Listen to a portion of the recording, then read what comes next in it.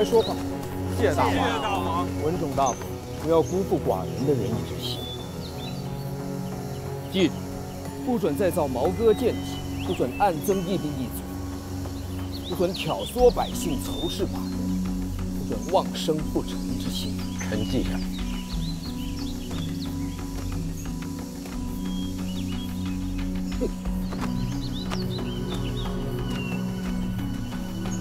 只要越国真心与吴国交好，寡人就可以保证我们越国的平安，保证越国不再受列国的歧视和欺辱。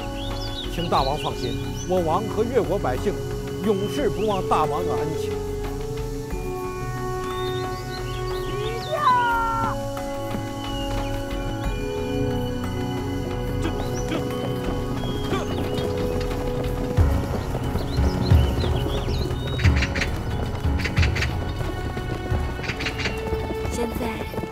总算可以放心了。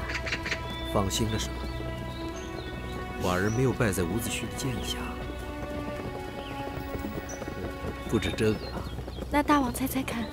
寡人没有灭掉越国，这让你心安了。越国存亡的决断是国事，既然是国事，就不该有私情。可是寡人承认，留下越国。 的确有你的原因，因为无论如何，寡人不希望自己的爱妃心存着丧国之痛。所以，我不知道该怎么感谢大王了。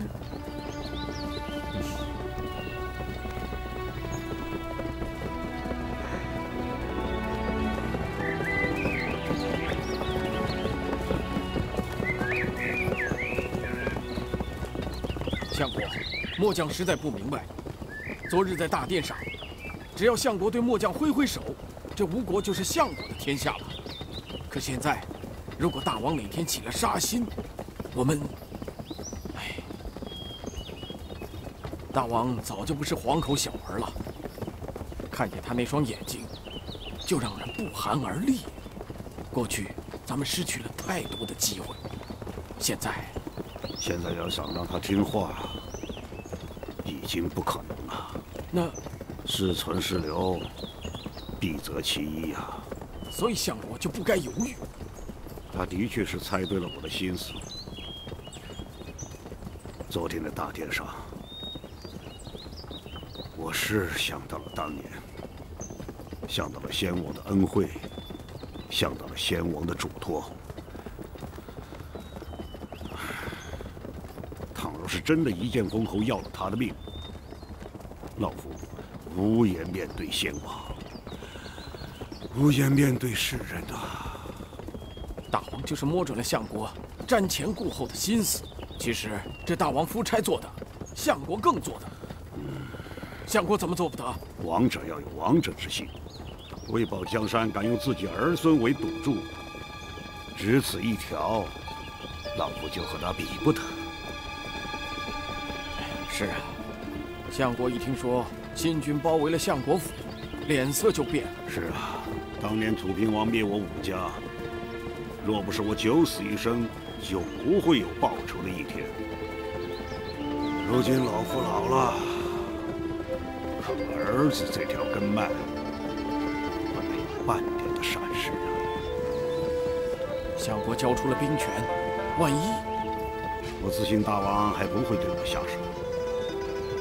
只要能保住儿孙，保住自己的一世英名，老夫也就别无所求了。那越国的事，相国就罢了吧。虽然大王不肯相信，可他们密练兵马、断戈铸剑，都是真情。总有一天，会向吴国复仇的。是啊，早晚会有这么一天。老夫的确后悔。 勾践刚到吴国时没有能杀了他，如今也不晚。只要相国一声令下，无论是明杀还是暗杀，末将都能要了他的命。那样会闹得不可收拾。为什么？越国人的美人计已经得逞，西施就是大王身边的妲己，那就连他一起除掉。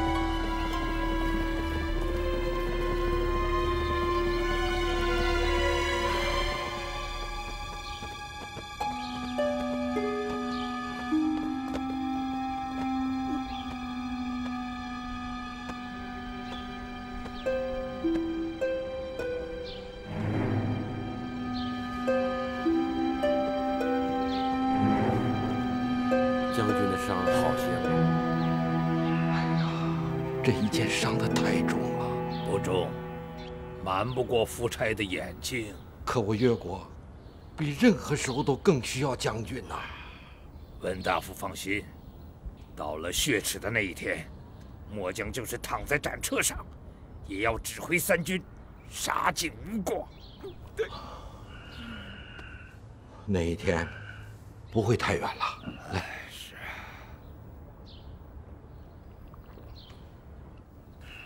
要紧的是，怎么把大王接回来？说的是，大王在那里既是奴隶，也是人质。只要留在吴国一天，我越国就一天摆脱不掉颈上的枷锁呀。范将军怎么讲？范将军坐困愁城，早就在寻找能使大王归越的办法了。可是难啊！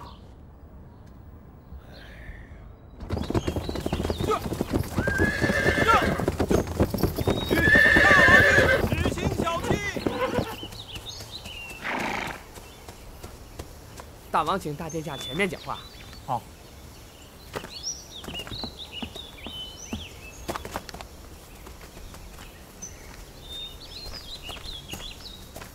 父王，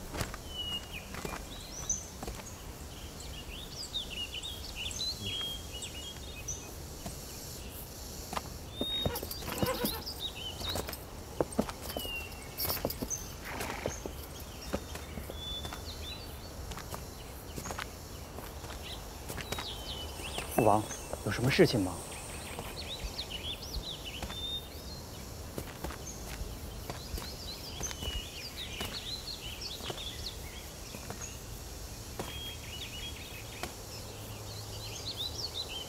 父王，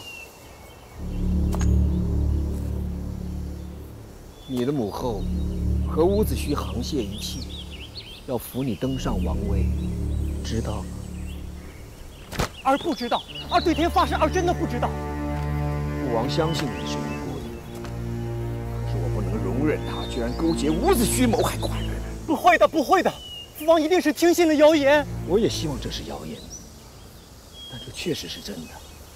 母子连心，他为了你这样做，也并非没有可谅之处。父王毕竟是和他同床共枕了几十年的夫君，他竟然下如此的狠手。父王，是儿连累了母后，这是他一时糊涂啊！求父王放过他，放过我的母后吧。起来。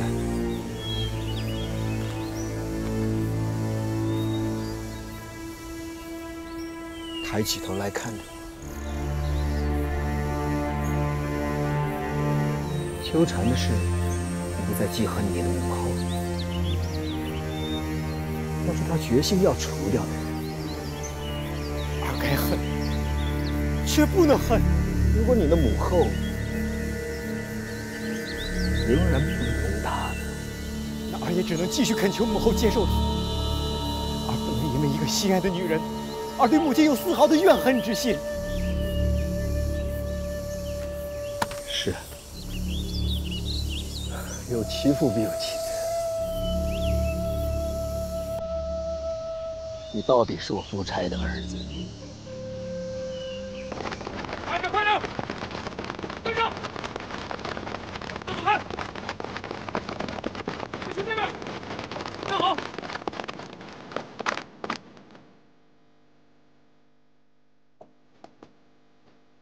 快去，快去！大王玉，这里只能进不许出。我们是为王后到宫外采办任务杂物的。刚才的话你没听见吗？大王玉，这里只能进不能出。任务杂物会有人送来。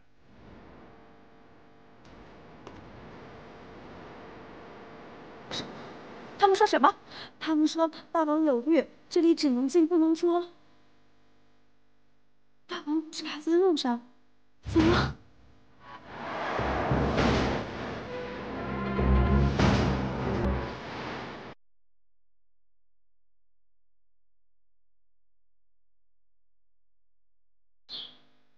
王后驾到！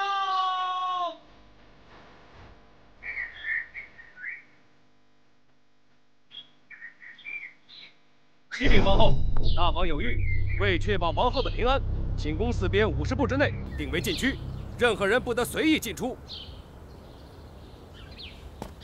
请王后止步。放肆！不许任何人随意进出，难道也包括王后吗？闪开！姑娘说对了，大王在谕中说，不能进出的头一位就是王后。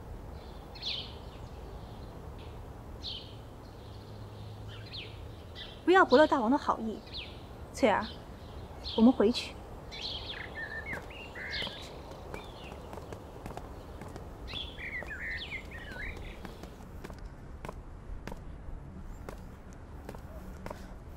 王后，大王那边一定是发生了什么事情。越国的消息一点都没有吗？没有。秋蝉的生死不知道，大王的情形不知道，吴相国去后发生了什么还是不知道。我让你用那么多珠宝买下的眼线，究竟都做了些什么？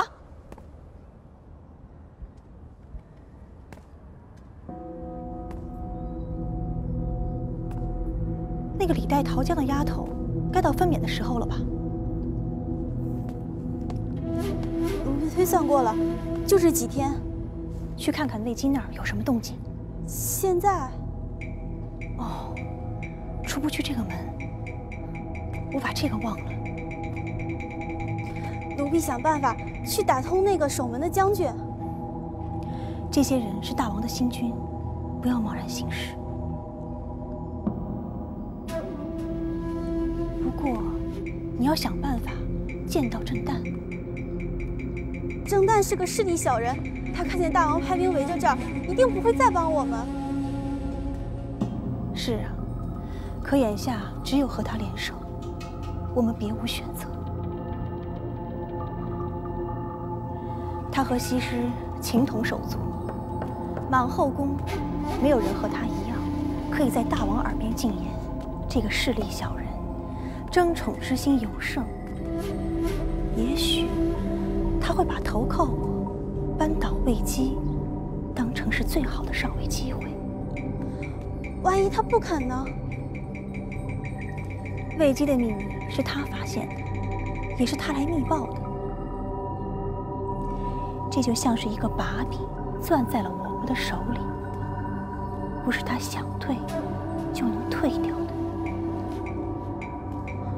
王后，揭穿魏姬，我们就能渡过难关吗？揭穿魏姬，就逼得大王不得不做出一个决断，或惩治他。不过，那会让整个后宫人人自危；或原谅他。如果原谅了魏姬，也许就不会太为难我们。王后说的是。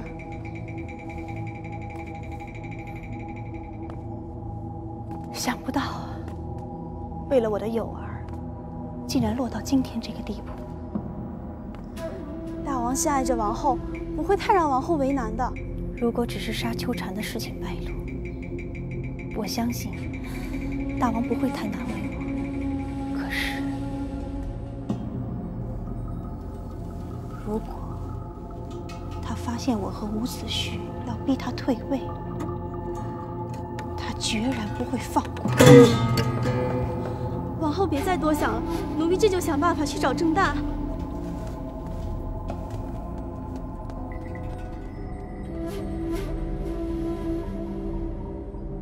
夫人在看这件，这些都是你做的？嗯。不好吗？好，只是没有想到我的郑旦妹妹会有双巧手。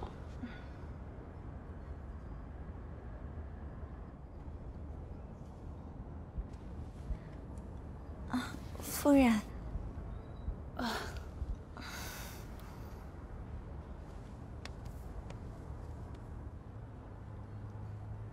我们的小王子就要落生了，我敢说，他会比他那2个哥哥英俊多了。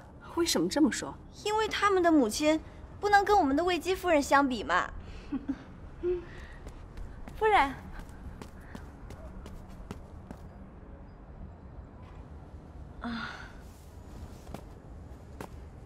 冬梅，你帮夫人把那些衣服收好吧。夫人，我先回去了。嗯。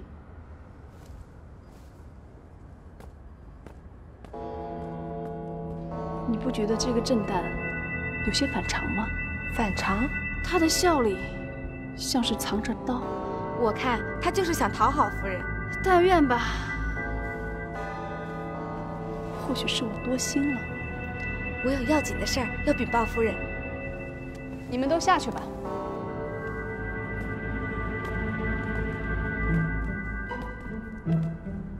说什么事儿？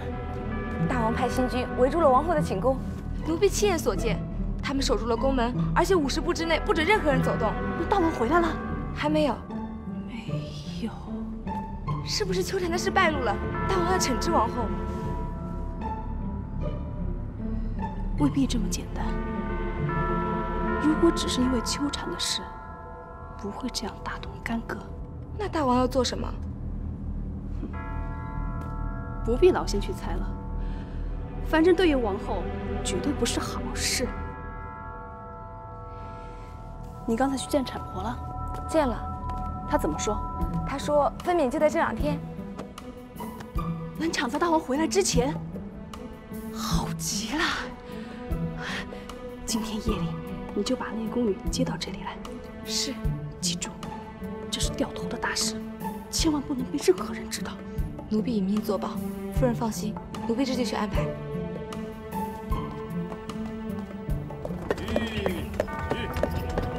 检查一下。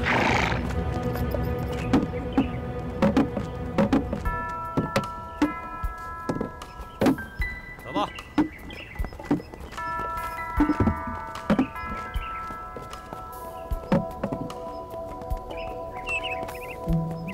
站住！走吧。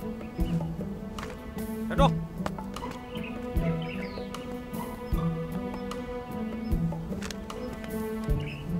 走吧，走吧。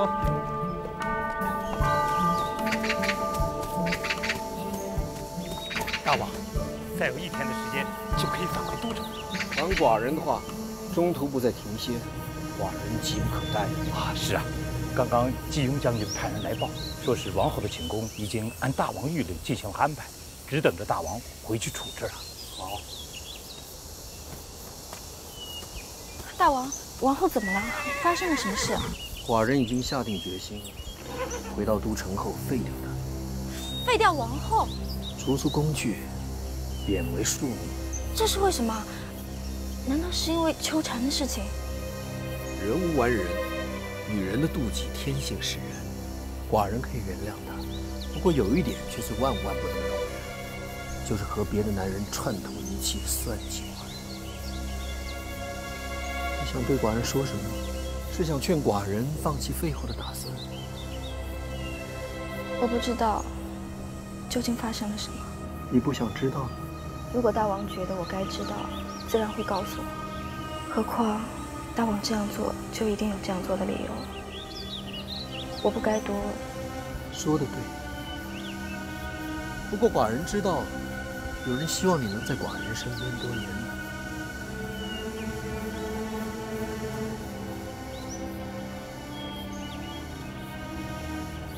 寡人一向厌恶后宫的嫔妃摄政，尤其更厌恶他们在寡人耳边对国事喋喋不休。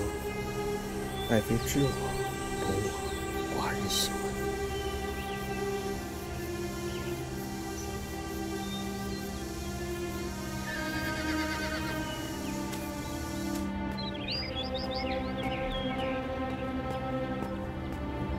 正南姑娘，正南姑娘。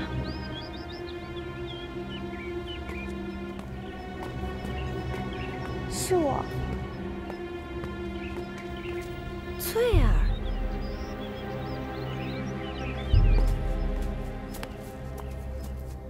听说新军包围了王后的寝宫啊！胡说，是大王不放心，怕王后有什么闪失，才派新军来保护王后的。保护？保护的你连在宫内也要换上男装。还是直说吧，王后为什么要你来找我？当然是为姬的事。你肯不肯在大王回来之后揭穿他？姑娘说呀。王后说，只要你肯揭穿她，你就是这未经寝宫的新主人。王后会在大王面前。大王能不能饶了王后，还是两可之中。为我讲话，可能吗？你来这里的时间太短了，满后宫的人都知道，无论王后做了什么，大王都不会为难她。你到底怎样想？我在想，也许魏姬比王后来得更牢靠些。你打定这样的主意了？好吧，既然如此，等大王回来，王后就会抢先一步告诉大王，是你发现了魏姬的秘密，是你密告了他，是你为了寻找靠山用来包庇他。别来吓我！本姑娘经历的事情太多了，什么手段也别想吓住我。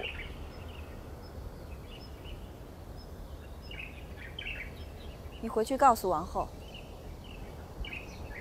我要想一想，究竟要怎么做。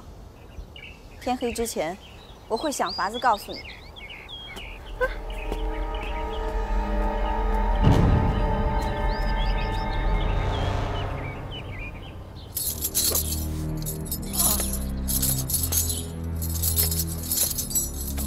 大王，大王，这，来，快坐下。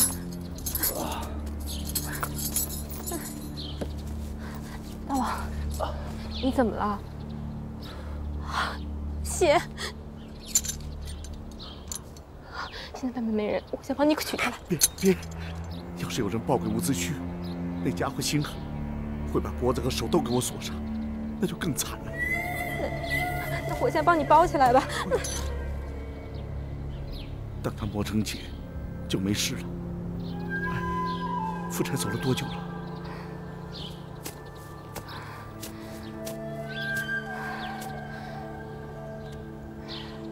有52天了。这几天，宫里新撤了一批守卫。一个工人告诉我说，新来的兵士都是夫差的新军。大王，你怎么了？你为什么不早告诉寡人？这是好兆头，好兆头！好兆头。对的，这就是说夫差和伍子胥已经摊牌了，而且是夫差占了上风。真的吗？一定会的。大王，求单将军。哎，大王，末将是奉文仲大夫之命，连夜赶回来的。快讲，那边的情形如何？伍子胥败在了夫差手下，我越国得以保全了。真的？真的。冉玉，你听见了吗？你听见了吗？听见了。上天佑我！大王料的没错，料的没错。我越国命不该绝，我们的日子终于熬到头了。对，大王，夫差什么时候回来？也许就在今天。文仲大夫和范蠡将军正在筹谋，怎么能让大王平安归越呢？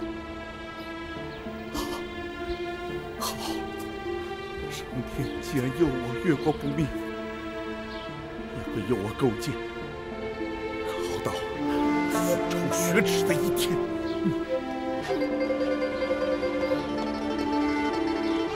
郑大姑娘呢？大王，末将告退。好，一切等范将军回来再做安排。是。姑娘，奴婢拜见大王，拜见王后。郑大姑娘，快请起。来，进去。来。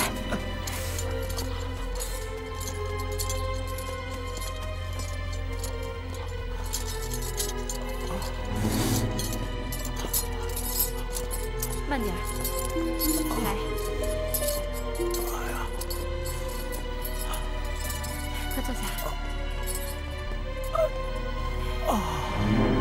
郑旦姑娘。哎，郑旦姑娘，坐下讲话。是。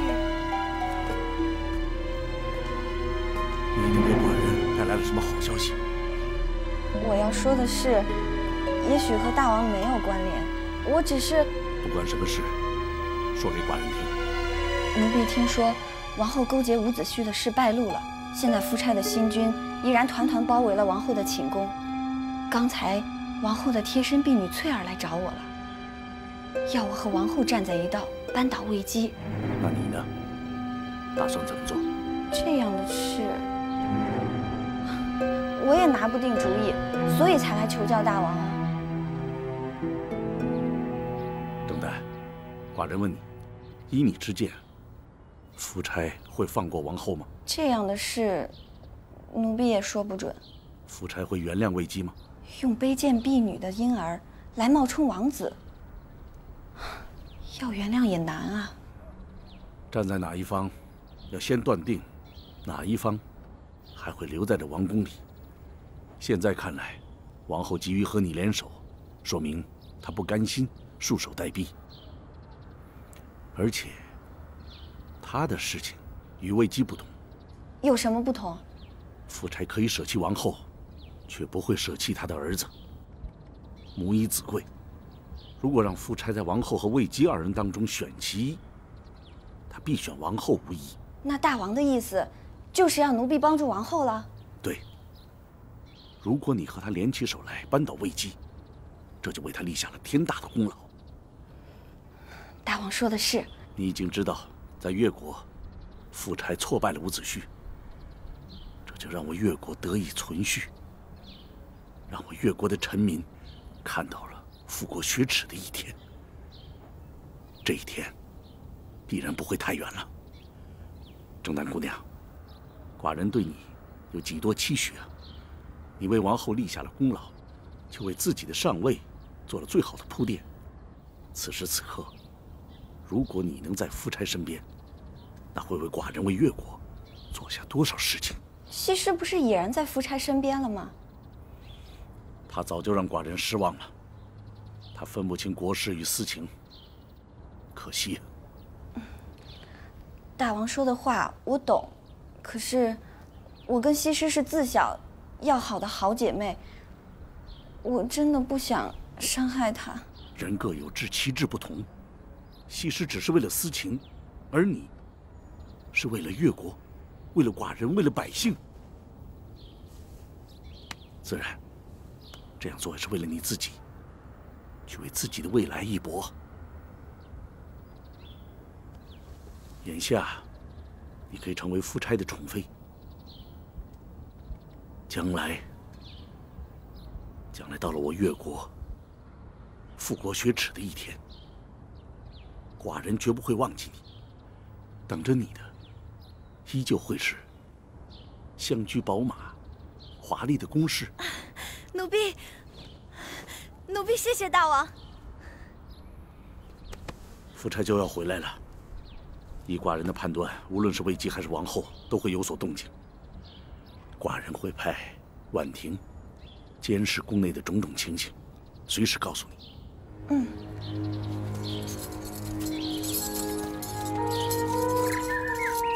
奴婢先告退了。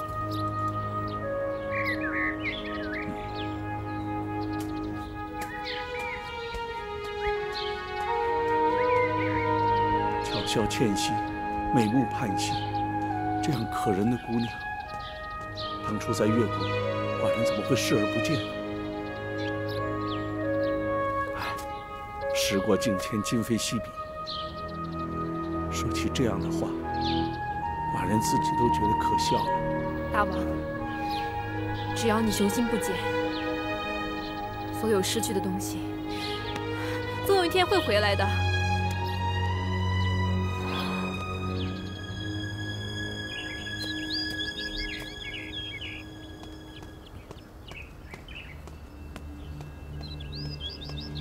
郑旦公，你可来了！你拿定主意了？你回禀王后，郑旦会为她尽心尽力的。这太好了！能告诉我你要怎么做吗？王后急着等你回话呢。我不是已经说了为她尽力吗？至于怎么做，也许我要再好好想一想。郑旦姑娘，什么也别说了，我必须得回去了。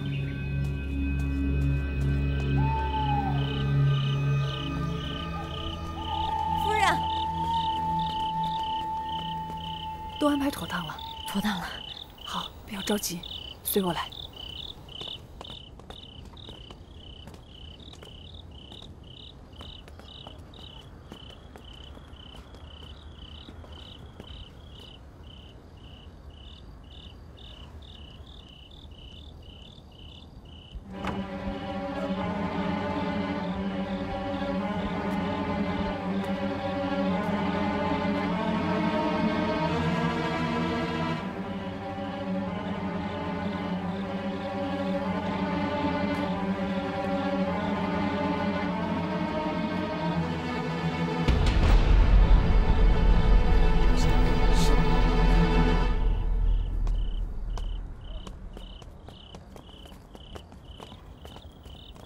你确定他睡着了？睡着了。夫人这么不放心，还不如把他逐出去。把他逐出去不难，可逐出了他，王后还会收买其他的人。他真的是王后的耳目，瞒得过你，瞒不过我的眼睛。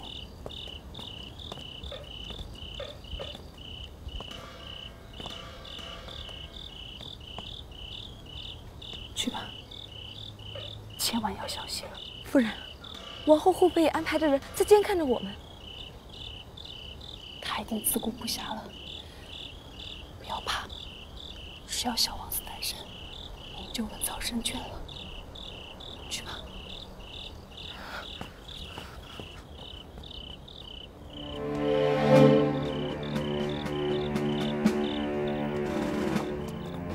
夫人，屋里没有动静。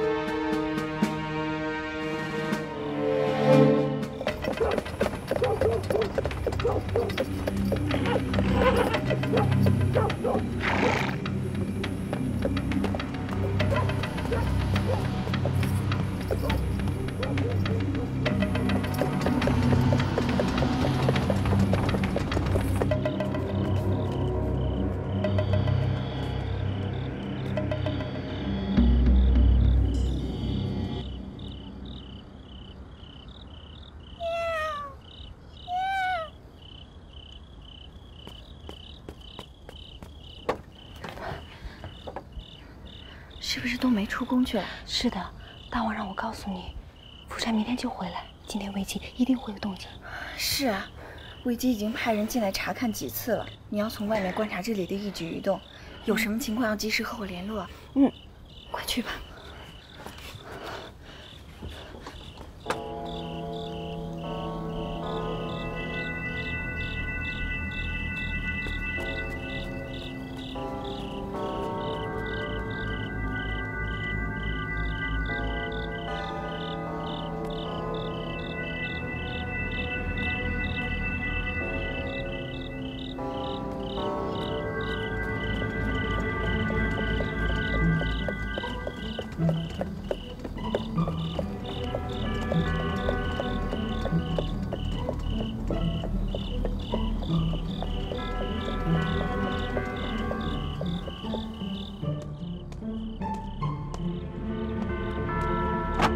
夫人，接到了吗？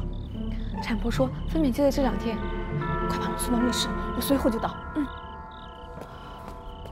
你没有看到车里坐的什么人？没有。你去吧，我会查个明白的。去吧。慢点儿。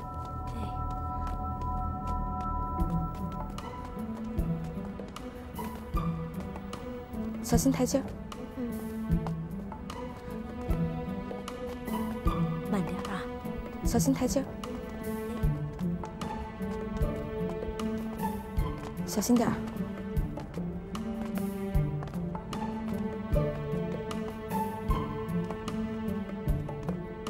先到床上歇会儿吧。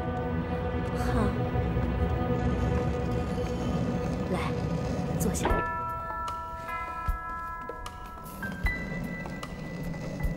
夫人。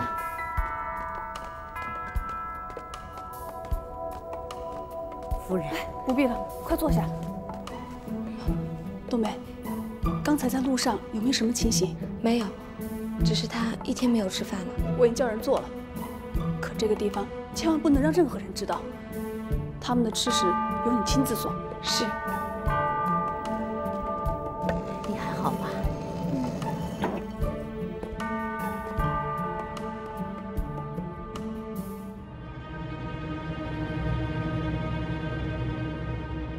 只要婴儿平平安安，我会重重的赏你。谢夫人。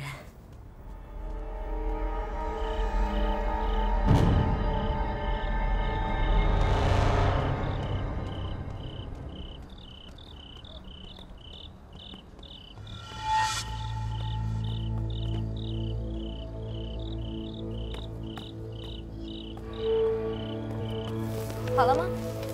好了，马上就好。冬梅姑娘，这是来了什么客人？三更半夜的。问什么问？小心你们的舌头！啊！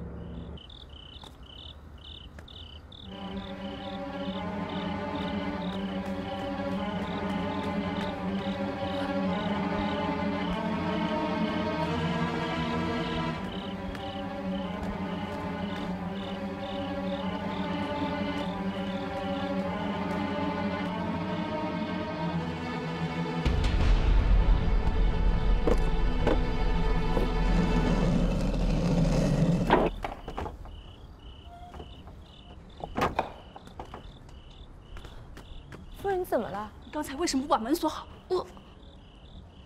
这门虚掩着，我像是觉得刚才这屋里有人。有人？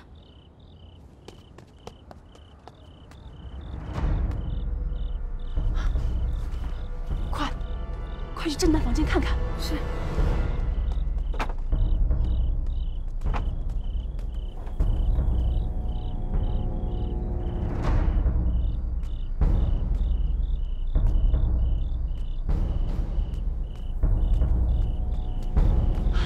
怎么样？夫人太紧张了，侦探睡得好好的，什么东西也没有。这可是掉头的大事。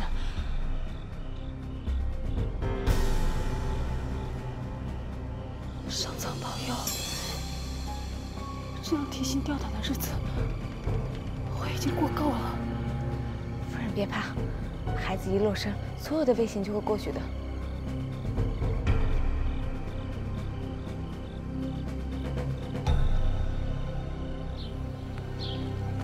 恭迎大王。太宰大人，臣在。寡人让你做的事情，请大王审看。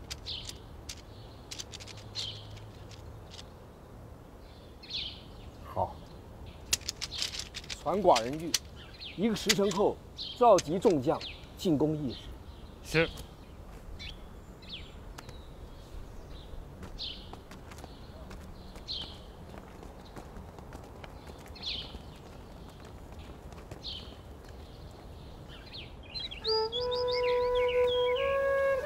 爱妃在想什么？我在想，我离开那天，暗暗跟自己赌了一个誓：如果这次大王灭了越国，那西施就再也不回这寡华宫了。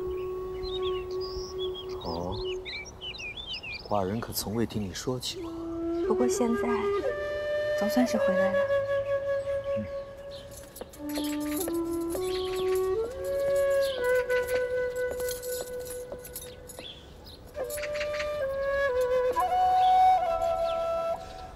大王，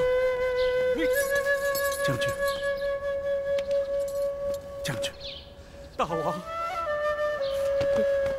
将军。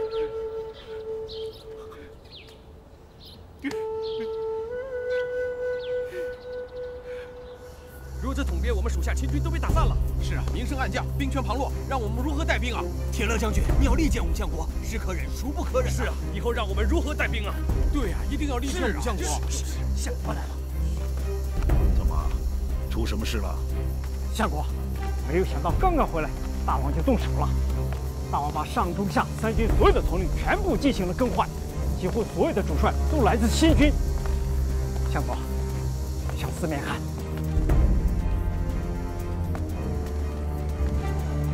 现在的宫城内外依然全被新军所治。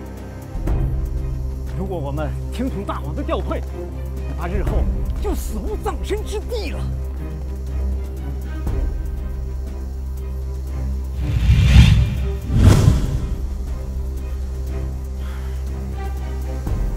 那我当年从处至吴，是为了报仇。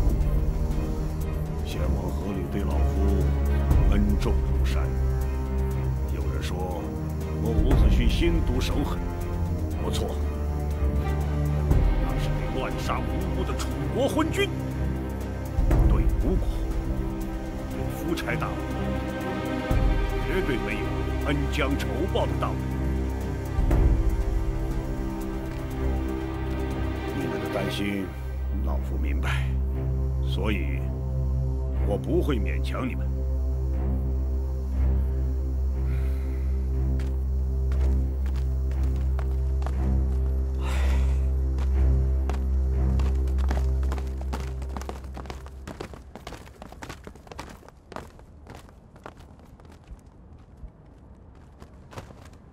臣伍子胥及属下诸将，听候大王调遣，日月为镇，绝无二心。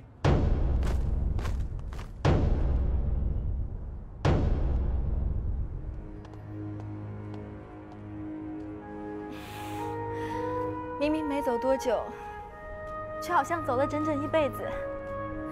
是啊，我也觉得咱们走了好久呢。快点水。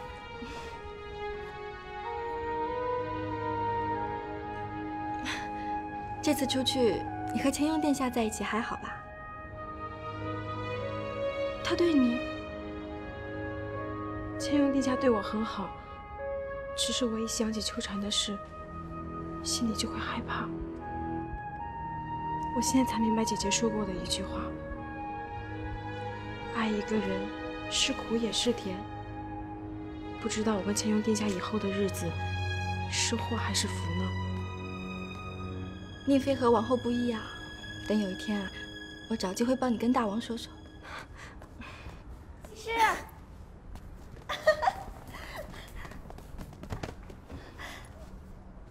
想死我了！你们总算回来了，我也想你。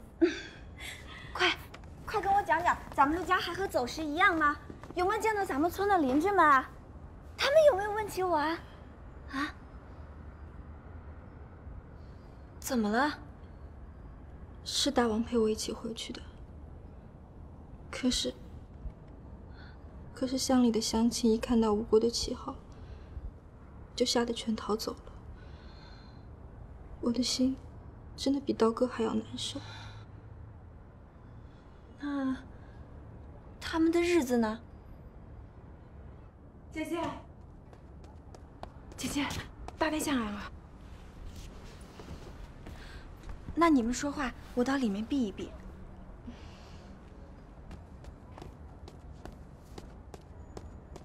夫人，殿下有什么急事吗？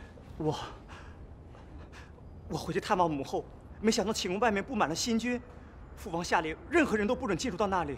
这件事我已经听说了，求夫人帮忙。殿下千万别这样，有话慢慢说。求夫人在我父王面前替母后说说情吧，她千错万错都是为了我，我不能眼睁睁看着我的母后。这件事我听你父王讲起过了，只是他现在正在气头上。殿下暂且先回去，我想大王不会轻易做什么，他终归会放了你的母后的。梦瑶，快送送大殿下。是。告退。殿下。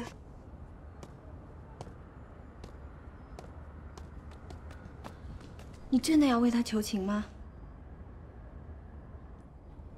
别忘了，机不可失，失不再来啊！他们要不倒，我们永无宁日。到了这个时候，就算再可怜，也不能帮他们。我的话你听到了吗？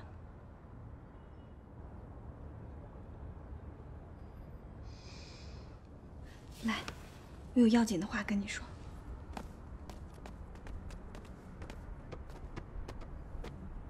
坐。我跟你说啊，你们走后的这段日子，宫里可是发生了大事。不就是王后跟伍子胥的事吗？不止这个，那还有什么？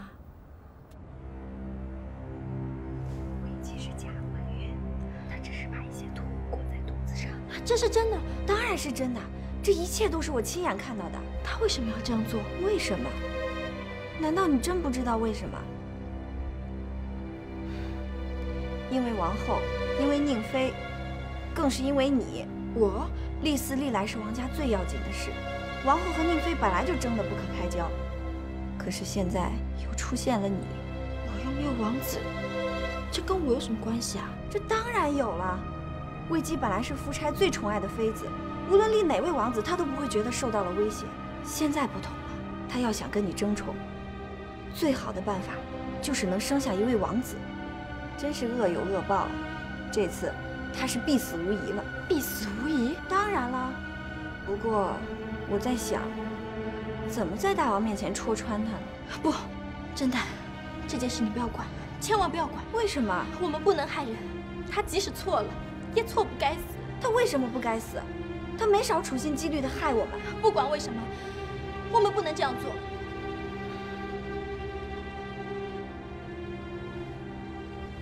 那我就告诉你们，利用这件事扳倒魏姬，是勾践大王的密令。现在王后倒了，如果魏姬也倒了，这吴王宫就是我们的天下了。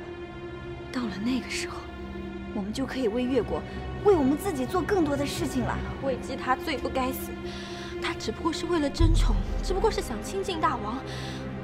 我们绝对不能这样做。甄丹，我求求你，就把这件事烂在你的肚子里吧。不可能，我已经答应了勾践大王，我必须戳穿他。去哪儿啊？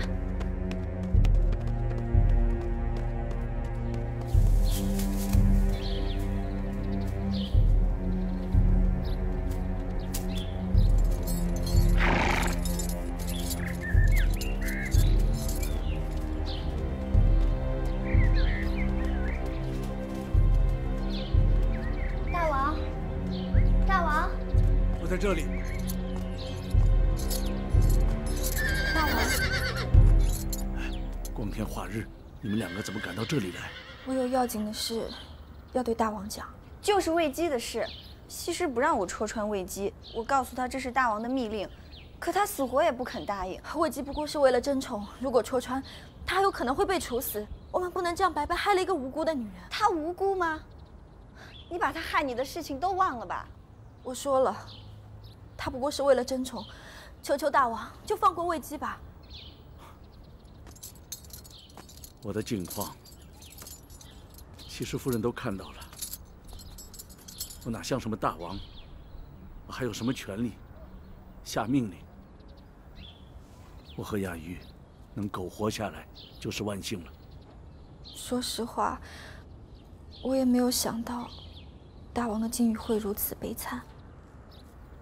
西施夫人对我勾践还有悲悯之心，我真是感激不尽。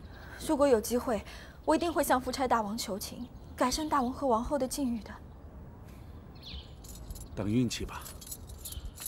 其实每个人都有自己的运道，真是自己走了背字，那也就没办法了。像魏姬，就是运道不好，自己走背字了。这其实也怨不得郑旦。当然，就是你戳穿了他，也怨不得你。要想人不知，除非己莫为嘛。大王不必兜圈子，这样一下来，后宫就乱了套，夫差大王的心绪还能安定吗？大王，这一次回到越国，我一直都在想我宋乔师傅的一句话：修兵、爱民、修大德。吴越这样再斗下去，是不会有好结果的。西施夫人，不要忘记，现在是吴国在我们头上，越国只有任人宰割的份儿。可是当初呢，吴国的罪里之仇，越国的会稽之耻，都是在冤冤相报嘛。其实夫差大王他是个心胸宽厚的人，为了存立越国，他几乎和伍子胥拼上了性命。这次从越国回来的时候，我亲耳听见他对文中大夫说，只要越国真心和吴国修好，他就保证越国的平安，保证越国不受到列国的歧视和欺辱。我想，有夫差大王这样的心态，只要不横生枝节，终有一日，我一定能劝动他，放大王夫妇回到越国的。只是求大王，不要再生复仇之心了。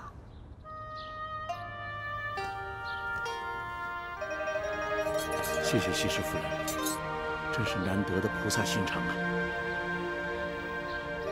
郑旦姑娘，看在寡人的面子上，这件事不要再做了吧。啊？那这……我们大家都积德，多种花，少栽刺嘛。谢谢大王，谢谢大王能听进我说的话。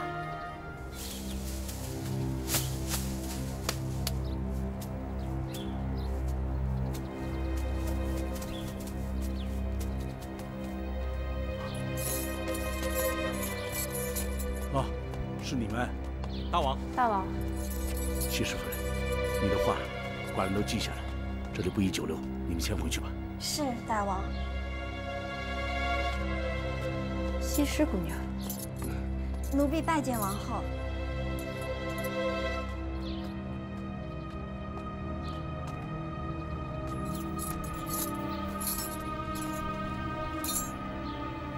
大王，他们来这里没有什么，他们只是来看看。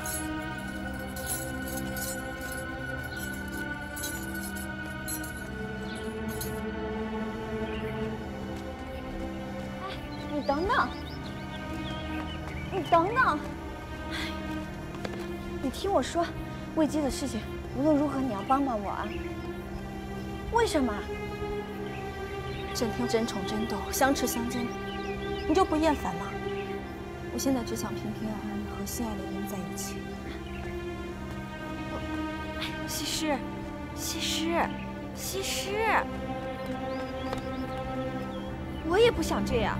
可这是不可能的事。有王后在，有魏姬在，还会有平安在吗？我们不是在祝罗村，我们永远也不会有那样无忧无虑的日子了。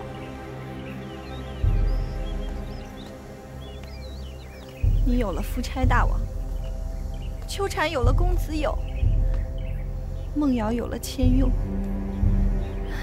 只有我，像片飘落的树叶。不知道归宿会在什么地方。别伤心，你还有我。可你不肯帮我呀！如果你的心也在夫差身上，我只怕是帮不了你，因为我知道他的心。如果你愿意，我可以让他帮你挑选一个出色的男人。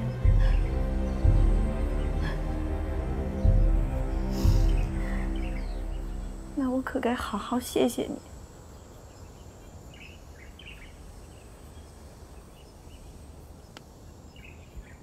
我们先回去吧。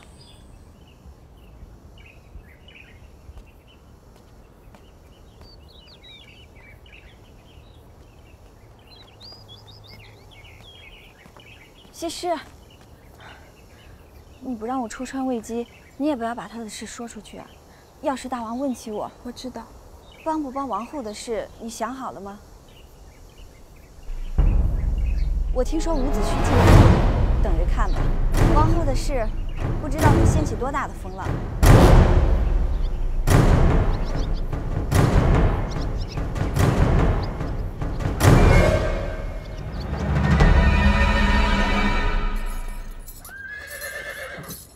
大王，西施回去了，我是想请大王明示，魏姬的事情到底怎么办？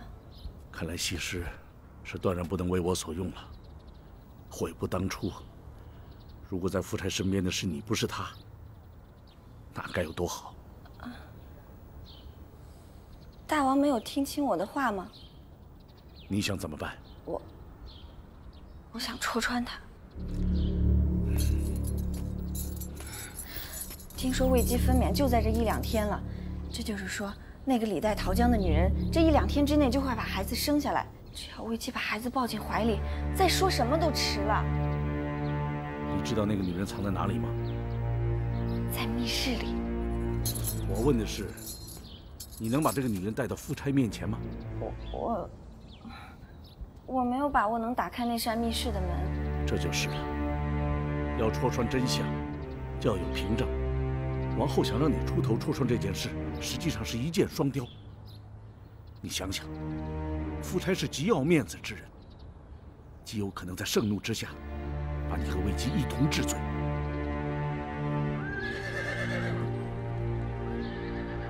难怪王后不肯出头。所以最稳妥的，就是掌握出入密室的办法，然后让夫差自己看到真相。这太难了。你跟我来。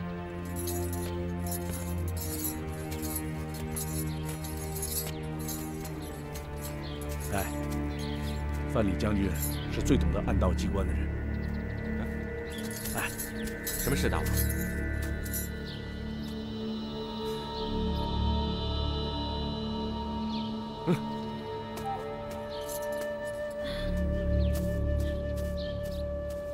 范将军。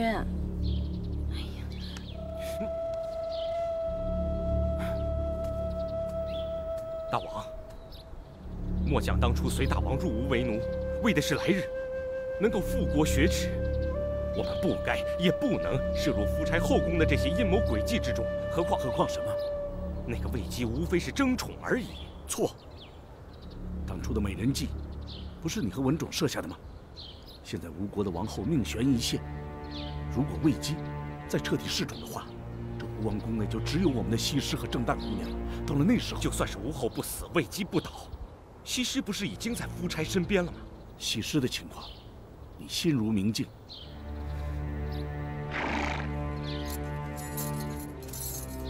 寡人现在要力扶郑旦姑娘上位。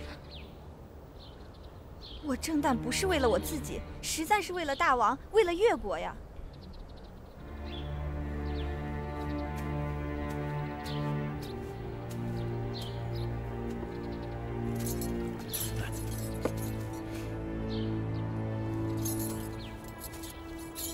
魏姬的事情片刻都不能再等了。如果你还把寡人认作大王的话，那就遵从王命了。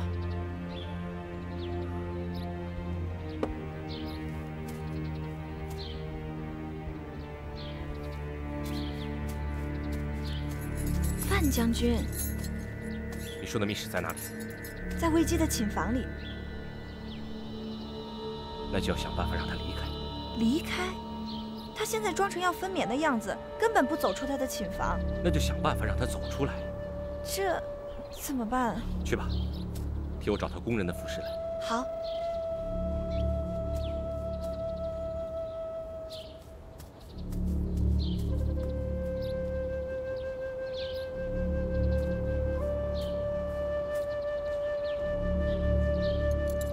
诸臣退下，请武相国留下讲话。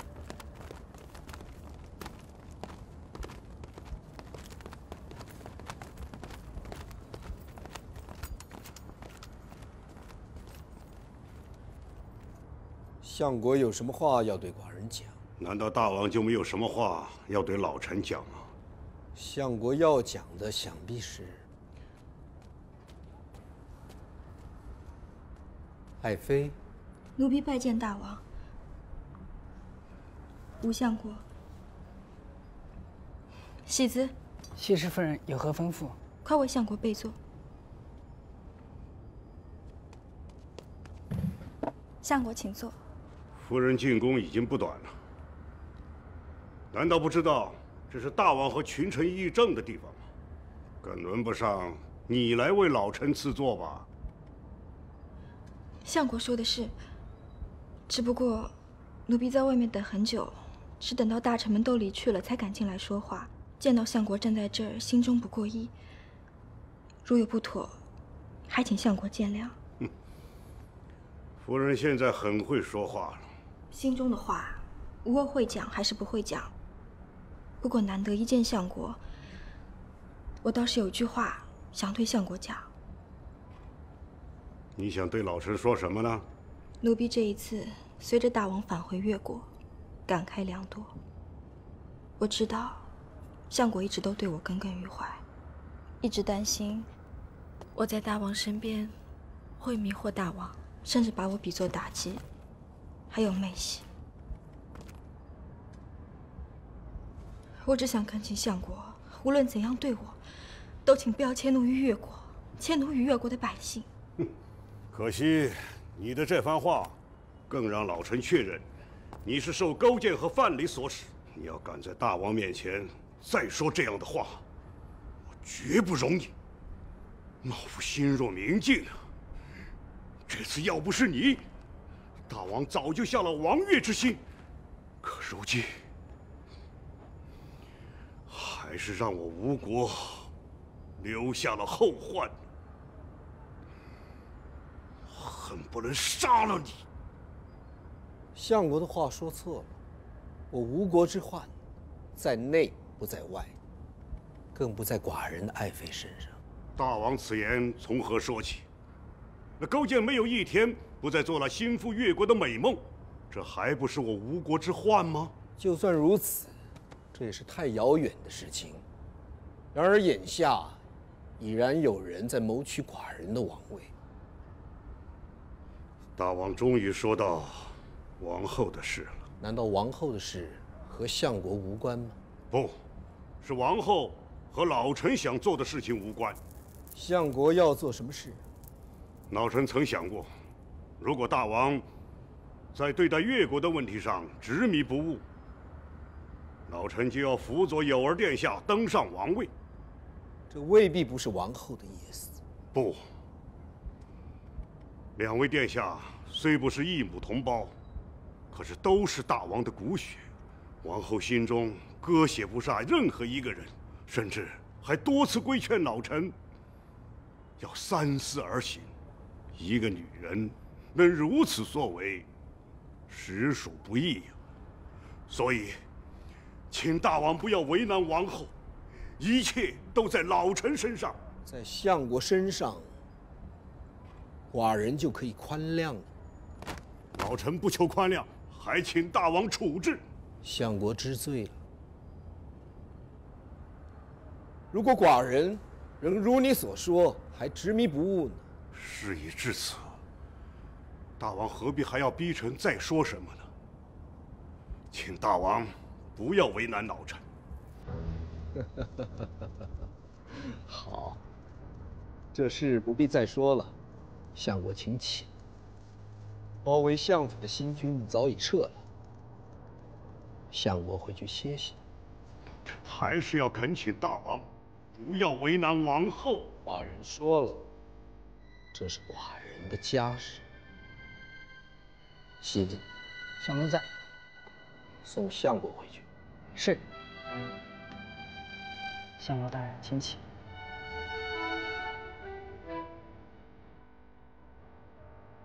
相国，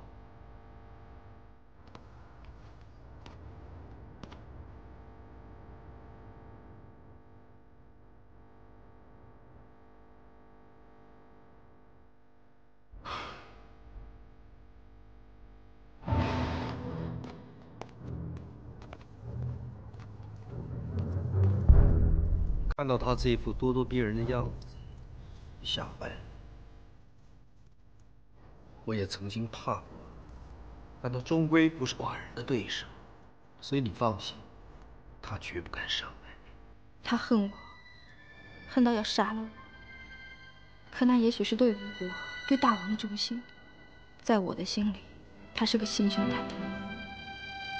尽管不是大王的对手，恐怕也不会改变他宁折不弯的心情。你说的对，眼下他是退让了，但他的性情是不会改变的。人说孤忠不立，刚强不成。也许寡人和他早晚都会走到水与共通的一天。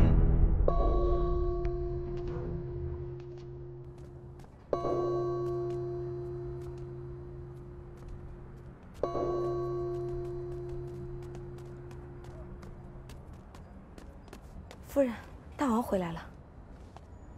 在哪儿？刚才在和大臣们议事。我问你现在？好像在偏殿，和西施在一起。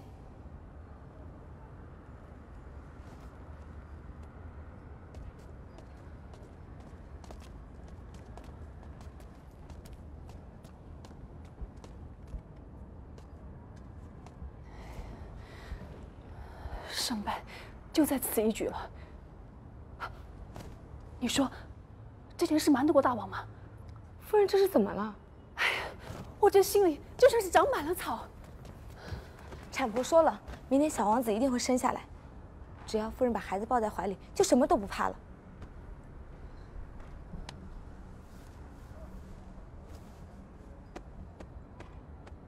哎，王后那边怎么样？大王去过了吗？没有。那些新君呢？都还守在那儿呢。依夫人看，大王会放过王后吗？会。会。只要他见到王后，就一定会心软的。那夫人就趁热打铁，说服大王废掉他。好，你现在立刻去偏殿守着，一见到大王就请他到这儿来。是。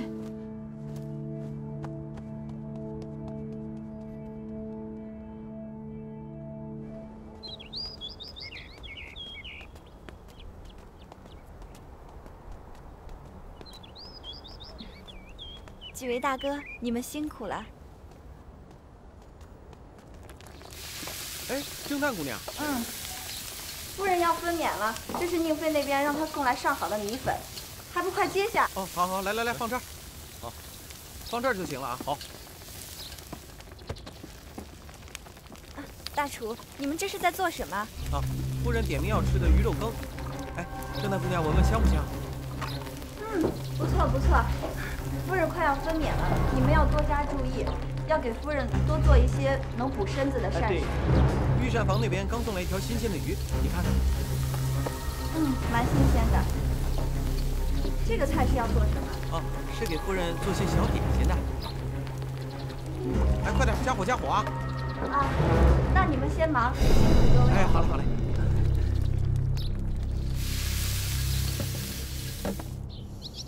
爱妃。你到这来一定有什么事情吧？如果寡人猜的不错，你是为了王后的事，是不是想劝寡人放过她？我只是想劝大王，到王后那边去听听她自己怎么说。不。为什么？在寡人还没有想好怎么处置她之前，我不想见到她。她可是大王20年的妻子。说得好。20年相敬如宾，我对他不薄，他竟能做出这样的事。吴相国刚才不是说了，这错不在王后吗？我不想听别人怎么说。她既是王后，就应该知道进退，知道轻重，知道欺君篡位是五马分尸的死罪。王后她并不是要谋夺王位，她只是想保护自己的儿子。有儿是她的儿子，更是我的儿子。她始终不明白，伍子胥并不是为了要让有儿做大王。他只是为了要扶立一个唯他是瞻的傀儡。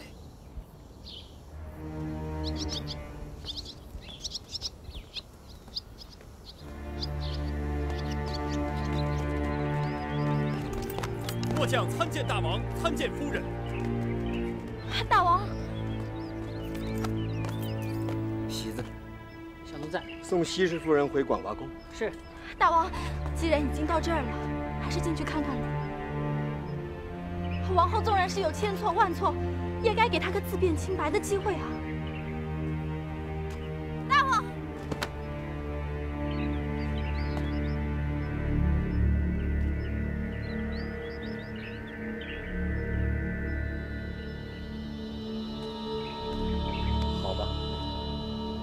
你随寡人一起见他。我们一起听听，看他怎么说，不好吗？参见大王，参见大王。大王，夫人这2天就要分娩了，可是刚刚突然身子不适，急着要见大王。大王还是不要耽搁，快些去看看吧。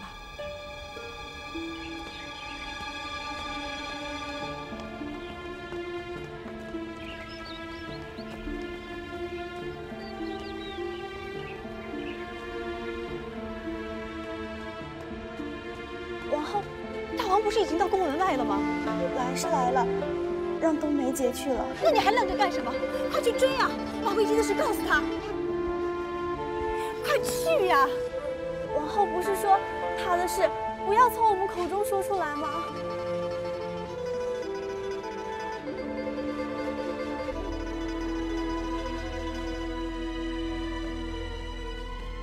那你要想法子再见到郑旦，告诉他立刻要行事，再忍下去就没有机会了。王后稍安勿躁，等到天黑下来，奴婢就想法子去见他。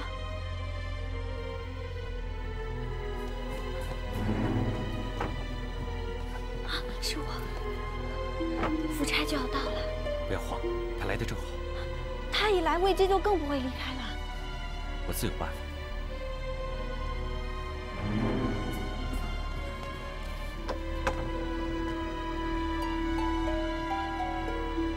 不要急，再等等。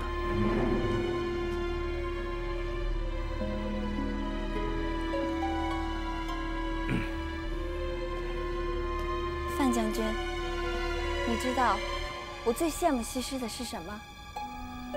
是什么？不是夫差宠爱她，是将军宠爱她。宠爱？我这一辈子最痛悔的，就是委屈了他。 其实这根本不怪将军。再说，是他辜负了你，是他爱上了夫差。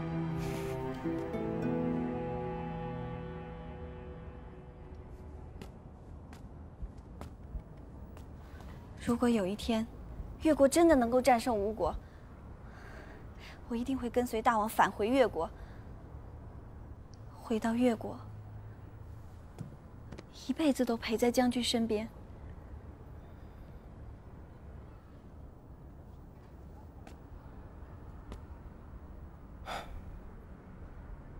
我委屈了西施，也委屈了你。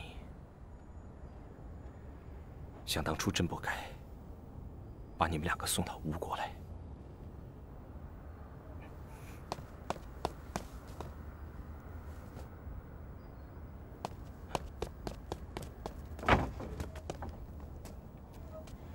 夫差到了。好。 将军到底想了什么办法？你闻闻这个，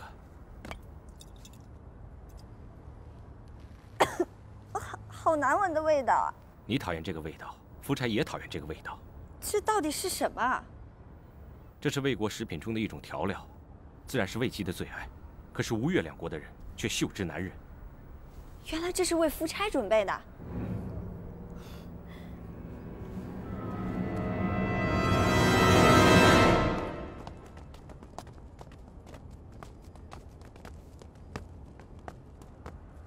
夫人，快扶我起来！哎，爱妃，快躺下，躺好。大王，哪里不适？我已然好多了。大王，你去了越国这么长时间，大王好不好啊？好，从来没有像这样好过。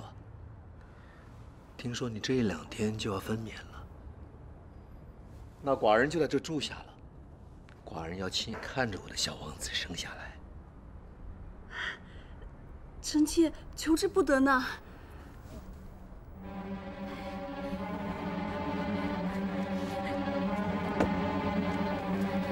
我看看，这马上就要生了，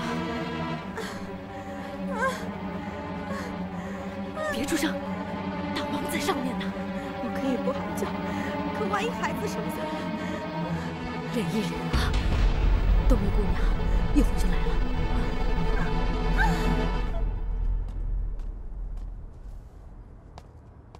寡人来。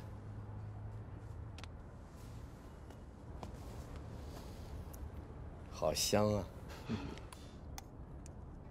多吃点。嗯。